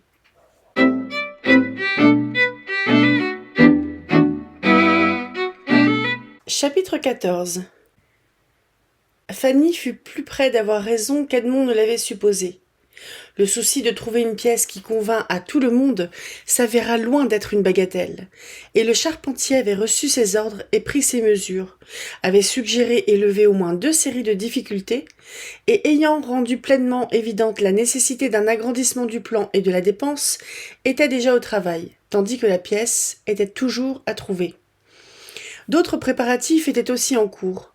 Un énorme rouleau de serge verte était arrivé de Northampton et avait été coupé par madame Nourrice, avec une économie, grâce à son savoir-faire, de 3/4 de yard, et avait été transformé en rideau pour les servantes, mais la pièce manquait toujours. Et quand 2 ou 3 jours se furent écoulés de cette manière, Edmond commença presque à espérer qu'on n'en trouverait pas du tout. Il y avait en fait tant de choses à observer, tant de gens à qui il fallait faire plaisir, tant de bons rôles à trouver, et surtout, il était si nécessaire que la pièce fût en même temps une tragédie et une comédie, qu'il semblait y avoir aussi peu de chances d'arriver à une décision qu'il n'était possible pour une chose poursuivie par la jeunesse avec autant de zèle de rester viable. Du côté tragique étaient les demoiselles Bertram, Henry Crawford et Monsieur Yates. Du côté comique, Tom Bertram, pas tout à fait seul parce qu'il était évident que les désirs de Mary Crawford, bien que poliment dissimulés, penchaient du même côté. Mais la détermination et la puissance de Tom faisaient que des alliés ne lui étaient pas nécessaires. Et indépendamment de cette grande divergence, il voulait une pièce contenant dans son ensemble peu de personnages, mais tous des personnages de premier ordre, dont 3 personnages féminins principaux. Toutes les meilleures pièces furent examinées en vain. Ni Hamlet, ni Macbeth, ni Othello, ni Douglas, ni le Gamester ne présentaient rien qui pût satisfaire les tragédiens. Et les rivaux, l'école du scandale, la roue de la fortune, l'héritier en procès, etc., etc., furent successivement écartés avec des objections encore plus ardentes. Aucune pièce ne pouvait être proposée sans susciter à quelqu'un une difficulté, et d'un côté ou de l'autre, c'étaient des répétitions continuelles de « Oh non, ceci n'ira jamais! Ne prenons pas de tragédie pompeuse! Trop de personnages! Pas un seul rôle de femme acceptable dans la pièce! Tout, mais pas cela, mon cher Tom! Il serait impossible de réaliser cette pièce! On ne trouvera personne pour prendre un tel rôle! Rien que de la bouffonnerie du début à la fin! Ceci pourrait peut-être aller, sauf pour les rôles vulgaires. Si on me demande mon opinion, à moi, j'ai toujours pensé que c'est une des pièces les plus insipides du théâtre anglais. Moi, je ne veux pas élever d'objection. Je serais heureuse d'être utile, mais je pense que nous n'aurions pu choisir pis. Fanny regardait et écoutait, non sans s'amuser à observer l'égoïsme qui, plus ou moins déguisé, semblait les diriger tous, et en se demandant comment cela allait se terminer. Pour son propre plaisir, elle souhaitait que quelque chose pût être joué, car elle n'avait jamais vu ne fût-ce que la moitié d'une pièce. Mais toutes ces choses plus importantes étaient contre elle. « Cela n'ira jamais ainsi, » dit finalement Tom Bertram. « Nous perdons notre temps d'une façon abominable. Il faut nous arrêter à quelque chose, n'importe quoi, pourvu que le choix soit fait. Nous ne devons pas être si difficiles. Quelques personnages de trop ne doivent pas nous effrayer. Nous devrons les doubler. Nous devons descendre un peu. Si un rôle est insignifiant, notre mérite sera d'autant plus grand à en faire quelque chose. Désormais, moi, je ne ferai plus de difficultés. Je prendrai n'importe quel rôle que vous choisirez pour moi, pourvu qu'il soit comique. Qu'il ne soit que comique. Je ne pose aucune autre condition. Pour la 5e fois sans doute, il proposa alors l'héritier en procès, hésitant pour lui-même entre les rôles de Lord de Burleigh et celui du docteur Pangloss, et essayant, très sérieusement mais sans succès, de persuader les autres qu'il y avait quelques excellents rôles tragiques parmi le reste des personnages. La pause qui suivit cet effort stérile fut rompue par le même orateur, qui, prenant un des nombreux volumes qui traînaient sur la table et le feuilletant, s'écria soudain « Vœux d'amant ! Et pourquoi pas vœux d'amant ? Et pourquoi vœux d'amant n'irait-il pas chez nous aussi bien que chez les Ravenshaw ? Comment n'y a-t-on pas pensé avant ? Il semble que ce soit exactement ce qu'il nous faut. Qu'en dites-vous tous ? Voici 2 rôles tragiques, capitaux pour Yates et Crawford, et voici le maître d'hôtel qui fait des rimes, c'est-à-dire un rôle pour moi. Si personne d'autre n'en veut. Un rôle de rien du tout, mais qui ne me déplairait pas. Et comme je l'ai dit, je suis déterminée à prendre n'importe quoi et à faire de mon mieux. Quant aux autres rôles, ils peuvent être tenus par n'importe qui. Ce ne sont que le comte Cassel et Anhalt. La suggestion fut, d'une façon générale, accueillie favorablement. Tout le monde commençait à se lasser de l'indécision, et la première idée de tous fut que rien jusqu'à présent n'avait été proposé qui fût aussi susceptible de convenir à tous. M. Yates fut particulièrement content. Il avait aspiré à faire le baron à Ecclesford, avait envié chaque tirade pompeuse de Lord Ravenshaw et avait été forcé de les redéclamer toutes dans sa chambre. La tempête déchaînée par le baron Wildenheim était le sommet de ses ambitions théâtrales, et avec l'avantage de savoir la moitié des scènes par cœur, il offrait ses services avec le plus grand empressement pour le rôle. En toute justice, cependant, il n'était pas résolu à se l'approprier, car, en se rappelant qu'il y avait une bonne part de déclamation dans le rôle de Frédéric, il se déclarait pour ce dernier rôle d'une bonne volonté égale. Henry Crawford était prêt à prendre l'un ou l'autre. Ce qu'on eût choisi pour M. Yates l'eût parfaitement satisfait, et il s'ensuivit un petit débat de compliments mutuels.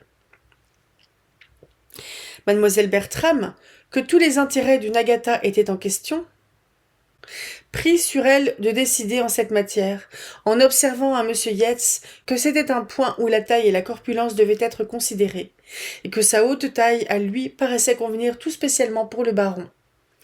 On reconnut qu'elle avait tout à fait raison, et les 2 rôles étaient acceptés en conséquence.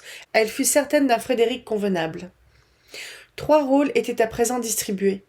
En dehors de M. Rushworth, pour lequel Maria répondait toujours qu'il était prêt à faire n'importe quoi, lorsque Julia, qui, comme sa sœur, voulait être Agatha, commença à émettre des scrupules au sujet de mademoiselle Crawford.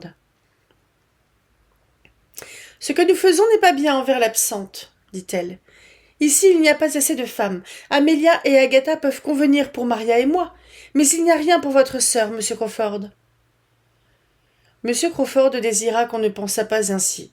Il était tout à fait sûr que sa sœur ne souhaitait nullement jouer, mais qu'elle pourrait être utile, et qu'elle ne permettrait jamais qu'on la prît en considération dans le cas présent. Mais ceci fut immédiatement combattu par Tom Bertram, qui affirma que le rôle d'Amelia, à tous les points de vue, convenait à mademoiselle Crawford, si elle voulait l'accepter. « Ce rôle doit naturellement et nécessairement lui revenir, dit-il, tout comme celui d'Agatha à l'une ou l'autre de mes sœurs. Il ne peut y avoir aucun sacrifice de leur côté, car leur rôle est hautement comique. » Un court silence suivit. Chacune des 2 sœurs avait l'air inquiet, car chacune avait les meilleures raisons de prétendre au rôle d'Agatha, et espérait être soutenue par les autres. Henry Crawford, qui en attendant avait pris la pièce, et qui, avec une nonchalance apparente, feuilletait le premier acte, arrangea bientôt l'affaire. « Je dois supplier mademoiselle Julia Bertram, dit-il, de ne pas assumer le rôle d'Agatha. Sinon ce serait la ruine de toute ma solennité. Vous ne devez pas le faire. Vous ne devez vraiment pas, dit-il en se tournant vers elle. Je ne pourrais pas supporter la vue de votre apparence de souffrance et de pâleur. Nous avons beaucoup ri ensemble, et ces rires vont infailliblement me revenir. Alors Frédéric et son havre-sac seront obligés de s'encourir. » Cela fut dit d'une façon enjouée et courtoise. Mais dans le sentiment de Julia, la forme fut perdue pour le fond. Elle jeta un coup d'œil sur Maria, ce qui confirma l'injure qu'elle éprouvait.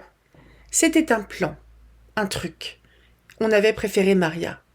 Le sourire de triomphe que Maria essayait de dissimuler lui montrait la façon dont la chose fut comprise. Et avant qu'elle eût repris la maîtrise d'elle-même au point de pouvoir parler, son frère ajouta son poids à lui contre elle, en disant « Ah oui, c'est Maria qui doit être Agatha. C'est Maria qui sera la meilleure Agatha. Quoique Julia s'imagine qu'elle préfère la tragédie, je ne lui aurais pas confié un rôle tragique. Il n'y a rien de tragique en elle. Elle n'a pas du tout l'air tragique. Ses traits ne sont pas tragiques, elle marche trop vite, elle parle trop vite, et n'aurait jamais gardé le maintien. Elle fera beaucoup mieux de jouer la vieille campagnarde, la femme du paysan. Vraiment, ce sera beaucoup mieux, Julia. La femme du paysan est un très joli rôle, je vous assure. La vieille dame relève la bonté déjà élevée de son mari par une bonne dose d'esprit. Vous serez la femme du paysan. »« La femme du paysan !» s'écria M. Yates. « De quoi parlez-vous ? Le rôle le plus trivial, le plus pauvre, le plus insignifiant.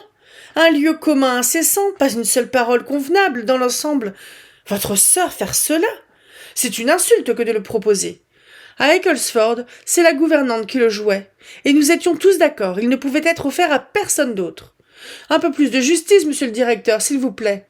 Vous ne méritez pas cet emploi si vous ne pouvez apprécier un peu mieux les talents de votre troupe. » « Oh, mais quant à cela, mon cher ami, avant que moi et ma troupe ayons vraiment joué quelque chose, il doit y avoir un peu de doute. Mais je n'ai pas du tout voulu dénigrer Julia. Nous ne pouvons avoir 2 Agatha, et nous devons avoir une femme de paysan. Et je suis sûre de lui avoir montré un exemple de modération en me satisfaisant moi-même du rôle du vieux maître d'hôtel. Si le rôle est insignifiant, elle aura d'autant plus de mérite d'en avoir fait quelque chose. Et si elle repousse désespérément tout ce qui contient un peu d'humour, qu'elle prenne les paroles du paysan au lieu de la femme du paysan. Et alors, modifions complètement les rôles. Lui, il est assez solennel et pathétique, j'en suis sûre. Cela ne ferait aucune différence dans la pièce. Et quant au paysan lui-même, quand il aura les paroles de sa femme, moi, je m'en chargerai de tout mon cœur. » Avec toute cette prédilection pour la femme du paysan, dit Henry Crawford. « Il sera impossible de faire quelque chose de convenable pour votre sœur, et nous ne devons pas supporter que sa bonne volonté soit ainsi abusée. Nous ne devons pas lui permettre d'accepter ce rôle. Elle ne doit pas être laissée à sa propre complaisance. Ses talents, nous en aurons besoin dans le rôle d'Amelia. Amelia est un personnage plus difficile à bien représenter qu'Agatha. Je considère Amelia comme le personnage le plus difficile de toute la pièce.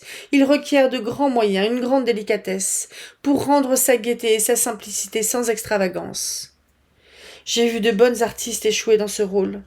La simplicité est en effet au-delà des moyens de presque toutes les actrices professionnelles. Elle exige une délicatesse de sentiment qu'elles n'ont pas. Elle exige une dame de bonne famille, une Julia Bertram. Vous voudrez bien l'entreprendre, j'espère, dit-il, en se tournant vers elle avec un air de supplication anxieuse, qui l'adoucit un peu. Mais tandis qu'elle hésitait, ne sachant que dire, son frère interrompit à nouveau la proposition de M. Crawford. « Non, non, Julia ne doit pas jouer Amelia. Ce n'est pas du tout un rôle pour elle. Elle ne l'aimerait pas. Elle n'y serait pas bien. Elle est trop grande et trop robuste. Amelia devrait être une figure petite, légère, sautillante, comme une petite fille. Elle est faite pour mademoiselle Crawford, et mademoiselle Crawford seule. Elle a l'aspect du personnage, et je suis persuadée qu'elle le jouera admirablement. » Sans y faire attention, Henry Crawford continuait sa supplication. « Vous devez nous faire ce plaisir, disait-il. Vraiment, vous le devez. Quand vous aurez étudié le personnage, je suis sûre que vous sentirez qu'il vous convient. La tragédie peut faire l'objet de votre choix, mais il apparaîtra certainement que c'est la comédie qui vous choisira. Vous devez me rendre visite en prison avec un panier de provisions. Vous ne refuserez pas de me visiter en prison. Je crois déjà vous voir venir avec votre panier. » L'influence de cette voix se fit sentir. Julia hésitait. Mais ne tâchait-il pas uniquement de la consoler et de l'apaiser, et de lui faire oublier l'affront qu'elle venait de subir? Elle se méfia de lui. Le manque d'égard avait été bien évident. Soupçonneuse, elle regarda sa sœur. L'attitude de Maria devait être décisive. Serait-elle vexée et alarmée? Mais Maria respirait la sérénité et la satisfaction. Et Julia savait bien que sur ce terrain, elle ne pouvait être heureuse qu'à ses dépens. C'est pourquoi, avec une vive indignation et d'une voix tremblante, elle dit à Henry Crawford. « Vous ne paraissez pas craindre de perdre votre contenance si j'arrive avec un panier à provisions, bien qu'on puisse le supposer. Mais ce n'est qu'en Agatha que j'aurais eu ce pouvoir. » Elle s'arrêta. Henry Crawford avait l'air plutôt bête, comme s'il ne savait quoi dire. Tom Bertram recommença. « Mademoiselle Crawford doit être Amelia. Elle sera une excellente Amelia. » « Ne craignez pas que moi, je désire avoir ce personnage, » cria Julia dans une hâte furieuse. « Je ne serai pas Agatha, et je suis sûre que je ne ferai rien d'autre. Et quant à Amelia, de tous les rôles au monde, c'est celui qui me dégoûte le plus. Je le déteste complètement. Une jeune fille odieuse, insignifiante, dépourvue de naturel, impertinente, imprudente. J'ai toujours protesté contre la comédie. Et ceci est de la comédie dans la pire des formes. » Et ayant dit cela, elle quitta précipitamment la pièce, laissant presque tous ses amis mal à l'aise, mais éveillant peu de compassion, sauf chez Fanny qui avait été une auditrice tranquille, et qui ne pouvait penser à Julia dans l'agitation de la jalousie, sans une grande pitié. Un court silence succéda à sa sortie. Mais son frère reprit bientôt l'affaire des vœux d'amant et relisait soigneusement la pièce avec l'aide de M. Yates, pour voir quel décor serait nécessaire, tandis que Maria et Henry Crawford conversaient ensemble à voix basse. La déclaration par laquelle cette conversation commença. « Je suis sûre que je donnerais volontiers mon rôle à Julia, mais bien que je sois probablement très mauvaise là-dedans, je suis persuadée qu'elle sera encore pire. » Reçut sans doute tous les compliments qu'elle appelait. Au bout d'un certain temps, la distribution fut achevée par Tom Bertram et M. Yates, qui circulaient ensemble dans la salle en se consultant, salle que l'on commençait déjà à appeler théâtre.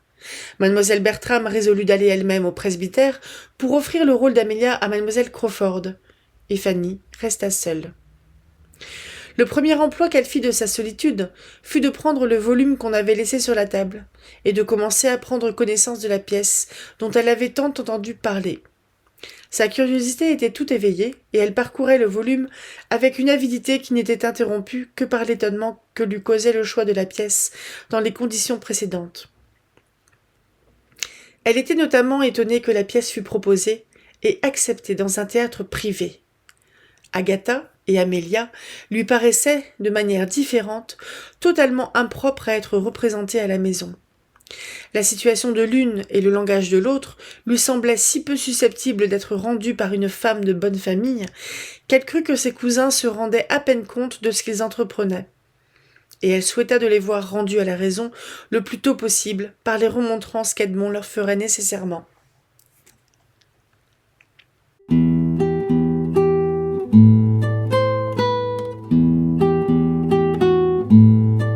Bonjour et bienvenue à la ressourcerie de l'écrivain. On doit être sur le peut-être bien 4e vlog lecture sur Mansfield Park de Jane Austen. Là, je vous avouerai que je trouve que la première partie, elle est un petit peu lente, donc j'ai préféré accélérer un peu. Sinon, je coupais en fait c'est les 5 chapitres que j'ai lus là, plus les 4 chapitres que je vais lire le dimanche prochain, en 3 fois. Et en fait, je trouve que c'est long. Donc je voulais un petit peu accélérer, parce que ça va devenir un peu plus intéressant avant. On a quand même une petite tripotée de personnages là qui sont, qui sont tous plus égoïstes les uns que les autres, j'ai l'impression. Il n'y a que Fanny qui l'est pas. C'est affolant. Et on a du coup Tom Bertram, donc le frère aîné des Bertram, qui est rentré.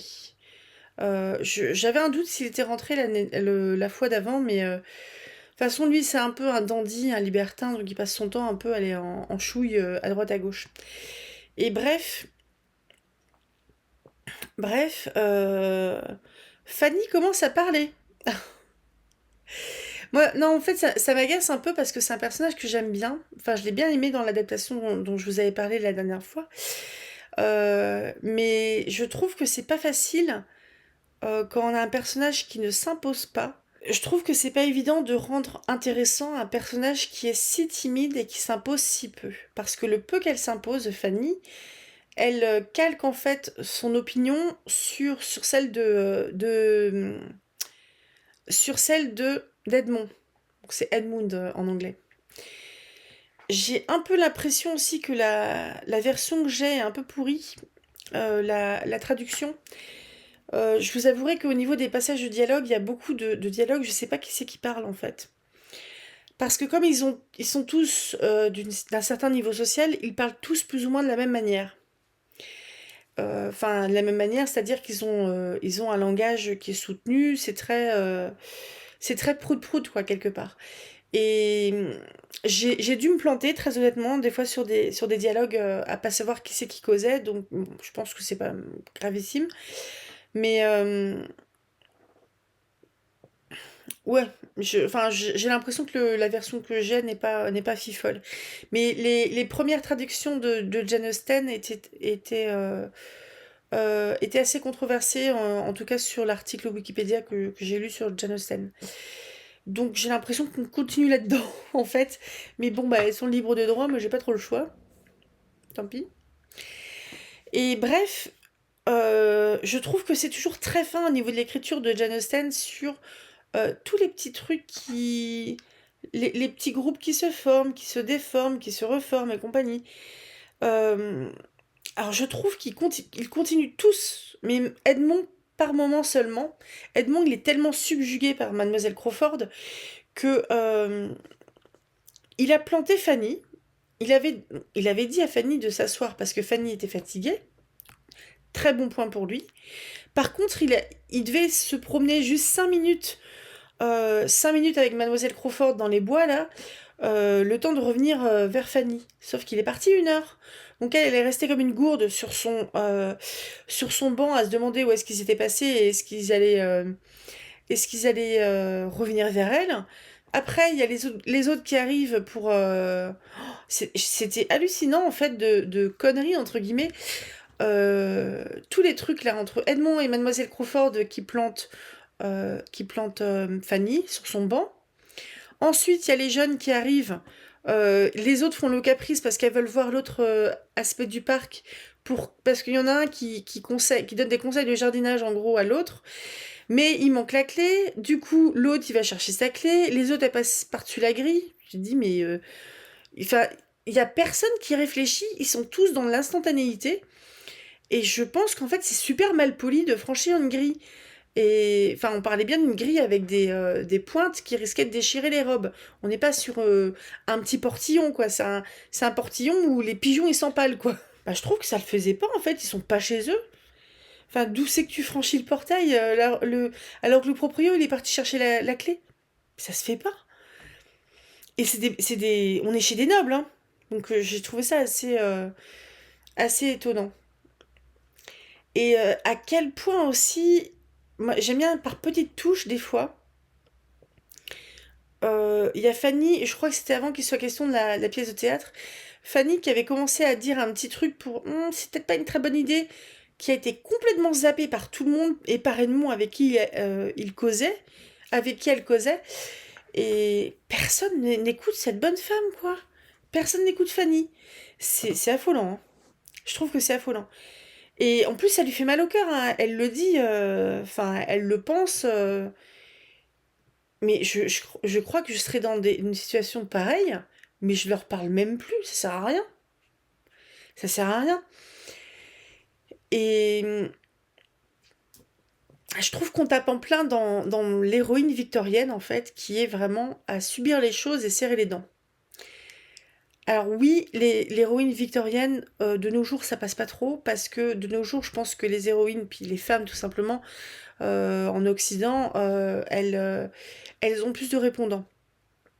Parce que les situations font que, quoi. La situation est différente, la place de la femme est différente. Mais je trouve que c'est assez affolant le peu de place qu'on fait de Fanny, quoi. Personne n'en a rien à carrer. Et c'est une brave fille en plus, elle est gentille. Je trouve ça dégueulasse. Je trouve ça naze. C'est vraiment le. Oh ben non, tu vas pas aller au parc. Donc déjà en plus, elle se faisait une joie d'y aller à cet endroit-là, à Herefordshire, je sais pas quoi là. Elle se faisait une joie d'aller dans ce truc-là. Sa sortie, elle a été gâchée parce que elle est restée comme une glande sur son banc. Elle n'a pas pu voir la fameuse l'allée des arbres là qu'elle voulait voir. Enfin, personne n'en a rien à carrer, c'est assez impressionnant. Et ça existe bien, c'est Serment d'amoureux, Lover's Vows, pièce de théâtre écrite par Elisabeth Inchbald en 1798. Oh! Mais n'empêche, c'est hyper. Je vous donne juste le pitch. Donc là, je suis sur la page Wikipédia de Lover's Vows. Donc le vœu d'amant en version originale. Traitant comme elle le fait de relations sexuelles hors mariage et d'une naissance illégitime, Elisabeth Inchbald se déclare dans la préface de la version publiée avoir été très sensible au besoin d'adapter le texte allemand original à destination d'un public anglais. Mais en fait, ça se fait carrément pas de parler de ça. Et je pense qu'à l'époque, tout ce qui était comédien, comédienne, etc., ça n'avait pas forcément une bonne réputation. Peut-être une réputation plus ou moins de prostituée. Ce qui veut dire qu'au final, ils pouvaient jouer ce genre de choses. Mais là, on parle de jeunes femmes de bonne famille, de jeunes filles de bonne famille qui ne sont pas mariées, une qui est promise pour un mariage, qui vont parler de relations sexuelles hors mariage et naissance illégitime. On parlait pas en fait, enfin dans les quelques livres datant de cette époque-là que j'ai lus, donc des Jane Austen, Emily Brontë, j'ai écouté Jane Eyre, je crois pas avoir lu beaucoup plus de choses. Ça parle pas de relations sexuelles. Et je suis pas sûre que les filles, donc les filles pas mariées, enfin les jeunes filles, adolescentes, adolescentes et jeunes filles, je suis pas sûre qu'elles bénéficiaient d'une éducation sexuelle réelle. Donc, est-ce qu'elle savait ce qui se passait dans un mariage entre un homme et une femme? Je sais pas à quel point la scène des Chroniques de Bridgerton, là où il y a Pénélope, dans la saison 1, Pénélope et Héloïse qui discutent dans la rue, et qui se demande comment la servante des Featherington a pu tomber enceinte alors qu'elle n'est pas mariée. Tu vois, il y a le côté magique en fait, pensée magique de oui, il faut un homme et une femme pour avoir un bébé, ok, mais il faut être marié. Ce qui veut dire que, je sais pas, il y a peut-être un interrupteur on-off quelque part qui fait que si on n'est pas marié, on ne peut pas avoir d'enfant. Et je crois que c'était Pénélope qui croyait qu'en embrassant, on tombait enceinte. Et ça, je pense que c'est des croyances que peuvent avoir des enfants, justement. Sur quand on fait des bisous, on fait des bébés. Et vous voyez une pensée très naïve comme ça au sujet de la sexualité. Ce qui me fait dire, en fait, si les sœurs Bertram, elles n'ont pas d'éducation sexuelle, surtout que la mère, elle a pas l'air quand même d'être super Je sais pas quelle part elle a eu dans leur éducation, vu à quel point elle est tout le temps en train de roupiller. Euh, Qu'est-ce qu'elles en savent en fait, ces jeunes filles? Parce que c'est des jeunes filles qui ont 18-19 ans, un truc comme ça, qui sont entrées dans le monde. Ce qui n'est pas le cas de Fanny. Fanny n'a pas été présentée, il me semble pas. Et entrer dans le monde, être montrée en tant que jeune fille, ça les met sur le marché du mariage. Donc, ça m'a l'air vachement scandaleux en fait que ces jeunes filles, et ça a l'air vachement scandaleux à Fanny, que ses cousines jouent dans un truc où ça parle de ça. Et Fanny, elle a l'air étrangement, mais je pense que c'est lié à son éducation dans sa famille d'origine, elle a l'air d'être un peu plus au jus de ce qui se passe. Le fait que c'est un homme enfin, naissance d'un enfant illégitime, en dehors du mariage, et compagnie. Après, Fanny, ils ont bien expliqué que Fanny, son esprit a été, entre guillemets, guidé par Edmond, qui se destine à la prêtrise. Je sais pas si on dit prêtrise, enfin, rentrer dans les ordres pour être clergyman. Ce qui veut dire que Fanny, elle a une opinion qui est très conventionnelle. C'est normal. Elle est guidée par ça, par la religion, par des écrits de. On parle pas tant que ça de religion, hein. On parle enfin, d'entrer dans les ordres, mais comme une fonction. On parle pas de croyance, on parle pas de foi, on parle pas de rite. On parle plus de tradition, je trouve. Et enfin, ce qui fait que Fanny, elle a un esprit très, très conventionnel, comme Edmond. Là où Elisabeth Bennet, par exemple, elle était beaucoup moins conventionnelle. Euh, Moi, je trouve que c'est assez étonnant. Je la trouve quand même intéressante. Bon, je vous avouerai, je vous l'ai déjà dit, hein, la première partie, je la trouve quand même méga longue. J'ai hâte de passer à la suite. Mais en fait, je suis plus à vouloir lire la suite que je connais, en fait, parce que je sais ce qui se passe ensuite, vu que j'ai vu l'adaptation. Mais je savoure pas spécialement parce que je trouve que c'est long. Et je trouve qu'en fait, c'est comme si Jane Austen, elle avait dit, bon bah vous voyez, on va montrer une fille qui subit. Et en fait, là, ça fait 14 chapitres qu'elle subit. Et j'ai presque un peu envie de la secouer et de secouer les autres pour lui dire, faites gaffe à elle un petit peu quand même. Et ouais, je trouve ça, enfin, elle est vraiment traitée d'une très mauvaise façon. Donc voilà. Je vais pas faire beaucoup plus. C'était déjà long, donc j'ai pas envie de déblatérer pendant des heures. Mais j'ai hâte de finir la première partie. La semaine prochaine, ça va être. La vidéo fera sans doute un petit quart d'heure de moins, un quart d'heure, 20 minutes de moins, parce que il y aura un petit chapitre de moins. Et là, pour tout vous dire, on est arrivé à. On est arrivé à 29%, donc on est passé de 20 à 29%. Donc voilà, je sais pas encore quelle vidéo je ferai pour mercredi. J'hésite à faire soit je profite du grand week-end, je suis à la bourse sur le comité de lecture, soit je profite du grand week-end pour lire un livre et je fais une vidéo sur, par exemple, les bikers de Fleurana, qui sera un peu sans doute relativement mitigée, mais il y a des trucs que j'ai aimés.